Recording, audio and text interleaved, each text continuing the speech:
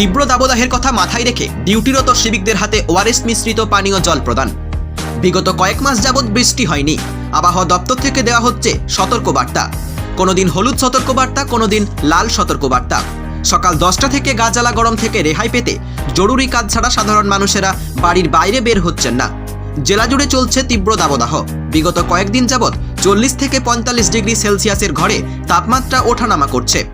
এই তীব্র দাবদাহে খয়রাশোল থানার পুলিশ আগামীতে লোকসভা ভোটের কথা মাথায় রেখে গা জ্বালা গরমকে উপেক্ষা করে ডিউটি করতে ব্যস্ত। অন্যদিকে সকল রকম দুর্ঘটনা এড়াতে সিভিক ভলেন্টিয়ারেরা ট্রাফিকের কাজ করে চলেছে তীব্র দাবদাহকে মাথায় নিয়ে।